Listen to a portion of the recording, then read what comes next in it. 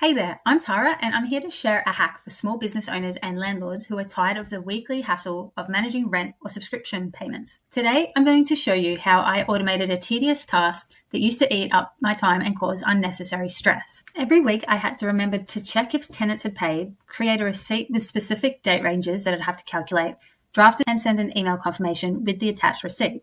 So this simple task would often take 5 to 10 minutes for one tenant, and that's if I was focused. But then the problem came that with each window change, like from email to calendar, for example, the chances of my distraction would multiply, and this simple task would stretch to beyond 15 minutes or sometimes forgotten, which is a worst case scenario. Does this sound familiar? So I did some calculations and I estimated that the loss of time this task takes per email and receipt sent is conservatively an hour per month, with $30 per month of admin costs. So what do I need to do now? Well, I simply get an unmissable notification on my phone that an email and receipt are ready to send. I simply check the bank to confirm the payment was received and I forward that email to my tenants. So this is just one window change from a banking app to my email, no memory failures and no distractions. Task completed within a minute. So I used make.com to create this automation, and as you can see here, there's a variety of different tiers you can use. The free one is going to be way more than enough to use this automation. So you can create a new scenario here. And this is the one that I have completed already. It is very simple, and besides Make, there is only one other platform you will need, and that is this 101FX.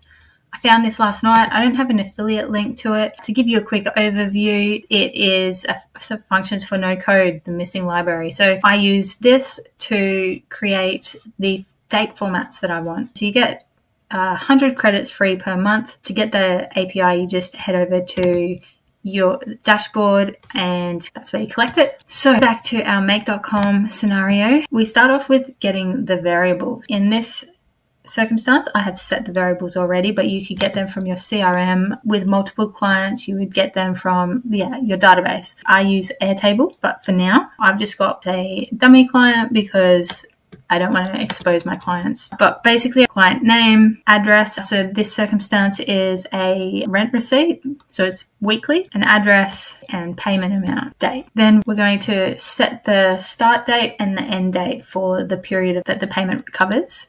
So in this case, I check on a Tuesday. The payment tends to come in on a Monday, and that's the start date for the period. Then I've got the end date, the format I need for my receipt and email, and do it again. Create a Google document, put the variables in that I need, insert a header and a footer, create a receipt, a PDF out of that document, and that will be the actual receipt that I attach to this email. So in this case, I use Microsoft Outlook, put the variables in where they need to be for the actual content of the email, I tag an importance level to send this to myself, and then I forward that to my clients after I've checked the bank.